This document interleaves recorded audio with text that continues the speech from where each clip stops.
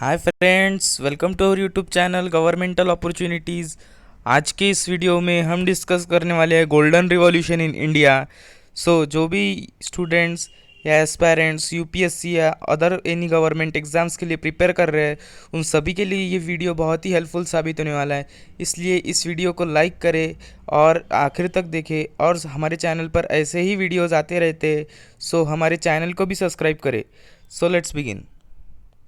Yes, golden revolution introduction. तो सबसे पहले समझ लेते हैं कि गोल्डन रिवॉल्यूशन होता है क्या है। इसका हम इंट्रोडक्शन देख लेते हैं।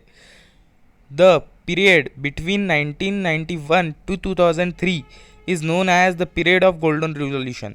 तो अगर हम देखें तो 1991 से 2003 तक जो पीरियड था, उस पीरियड को ही हमने नाम दिया है golden revolution. Golden revolution is related to honey and horticulture, यानी कि फ्रूट फार्मिंग। तो ये जो गोल्डन रिवॉल्यूशन था, ये किस लिए हुआ था, किसके प्रोडक्शन में ग्रोथ लाने के लिए हुआ था? तो हनी एंड हॉर्टिकल्चर, यानी कि फ्रूट का जो कल्टीवेशन होता था, फ्रूट जो प्रोडक्शन होता था, इसमें ग्रोथ लाने के लिए ये गोल्डन रिवॉल्यूशन किया गया था। Nirpakh Tutej is considered to the father of golden revolution. तो गोल्डन रिवॉल्यूशन के फादर किसको माना जाता है? तो निरफाक तुतेज, क्योंकि इन्होंने ही इस रिवॉल्यूशन को लीड किया था। Then factors affecting the growth of horticulture sector.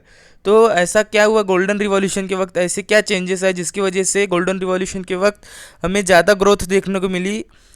These are the factors जिसकी वजह से हमें ज़्यादा ग्रोथ देखने को मिली। First is post 90s horticulture received increased attention from the government. तो अगर हम देखें तो इसमें सबसे बड़ा मेजर फैक्टर यही रहा है कि 1990s के बाद हमें देखने को मिला कि गवर्नमेंट का ज़्यादा ध्यान हॉर्टिकल्चर सेक्टर की ओर मुड़ता हुआ हमें देखने को मिला। Then also the second factor is the shift in the cropping pattern in favour to the crop which with higher return. हमें एक ऐसा भी सेकंड फैक्टर देखने को मिला कि जो फार्मर्स थे, इनके क्रॉपिंग पैटर्न में चेंज लाया गया, यानी कि जो ये पहले जो क्रॉप्स बोते थे, उनसे वो जो फ्रूट्स आते थे उससे उनसे उनको रिटर्न कम मिलती थी। तो उन्होंने क्रॉप शिफ्ट कर दिया, यानी कि जो पहले के जो जिन फ्रूट्स के बोते थे उसकी जगह दूसरे क्रॉप्स कल्टीवेट करने लगे, जिसकी वजह से रिटर्न्स ज़्यादा आने लगे, और उसकी वजह से उनका इकोनॉमिक भी स्टेटस सुधरा है फार्मर्स लोगों का। Increase in the area of harvesting, और साथ ही में ये भी एक देखने को मिला कि जो हार्वेस्टिंग का कल्टीवेशन का एरिया था क्रॉप्स का, वो भी हमें उसमें भी बढ़ाव देखने को मिला। इसकी वजह से भी हमें हॉर्टिकल्चर सेक्टर में ज़्यादा हमें प्रोग्रेस देखने को मिली। Improvement in the technique of cultivation, और साथ ही में जो टेक्निक थी ये भी ज़्यादा एडवांस हो गई पहले से ज़्यादा। Then significance of golden revolution. तो गोल्डन रिवॉल्यूशन की क्या इंपॉर्टेंस रही है हमारी इंडियन इकोनॉमी पर और फार्मर्स पर? तो इसका क्या इंपॉर्टेंस है?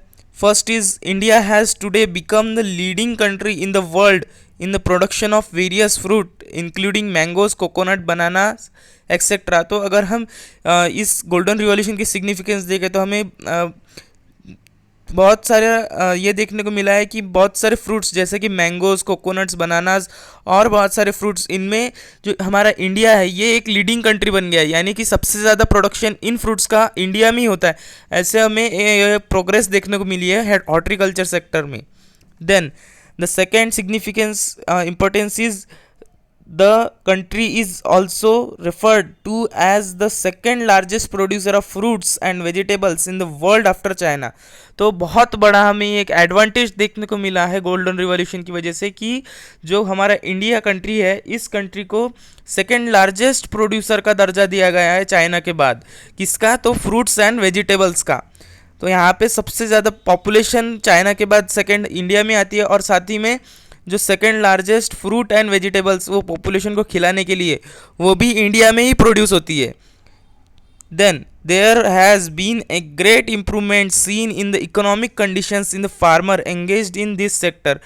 तो साथ ही में एक ये भी एडवांटेज देखने को मिला है हमें कि जो फार्मर्स जो कि हॉर्टिकल्चर सेक्टर में और हनी प्रोडक्शन में जो कि एंगेज थे, उस सेक्टर में जो फार्मर्स थे उनको बहुत ही ज़्यादा उनकी इकोनॉमिक कंडीशंस में हमें इम्प्रूवमेंट देखने को मिली, जो कि एक प्लस साइन था हमारी इकोनॉमी के लिए। Then horticulture exports improvement. तो हम हॉर्टिकल्चर की वजह से जो एक्सपोर्ट्स में इम्प्रूवमेंट हुए वो भी देख लेते हैं। ये मेरे पास कुछ डेटा है। इन 2004 एंड 2005 जो एक्सपोर्ट्स था वो कितने रुपीज़ का हुआ था? रुपीज़ 63,008.53 करोड़, इतने रुपीज़ का हमें एक्सपोर्ट देखने को मिला था 2004 एंड 5 में। और फिर वही 10 साल बाद अगर हम देखें तो इन 2014-15 हमें रुपीज़ 28 लाख 62,861 करोड़ का हमें बहुत ही ज़्यादा एक्सपोर्ट में इम्प्रूवमेंट देखने को मिला था। देन नेशनल हॉर्टिकल्चर मिशन, तो ये क्या है? In order to increase the production in horticulture sector, the national horticulture mission was established by government in year 2005-6। तो ये जो हमें देखने को मिल रहा है हॉर्टिकल्चर में, इतनी जब गवर्नमेंट को ग्रोथ देखने को मिली, इतना जब एडवांटेज हमें देखने को मिला हॉर्टिकल्चर सेक्टर में, तो इस सेक्टर के और गवर्नमेंट का ध्यान और ज़्यादा बढ़ा, जिसकी वजह से गवर्नमेंट ने 2005 एंड 6 में नेशनल हॉर्टिकल्चर मिशन एस्टेब्लिश कर दिया पूरी कंट्री में। It was in national mission, तो एक नेशनल मिशन था and all the states participated in it. तो इसमें सभी स्टेट्स को इस मिशन को बढ़ावा दिया गया। हर स्टेट ने इसमें इस मिशन में पार्टिसिपेट किया था। Then total land under agriculture production, तो 2005 में एंड 6 में जो टोटल लैंड था एग्रीकल्चर के अंडर वो था लगभग 11.72 मिलियन हेक्टर्स। और फिर वो 2015 और 16 में 23.2 मिलियन हेक्टर्स हो गया, यानी कि डबल से भी थोड़ा ज़्यादा हो गया लैंड 10 सालों में।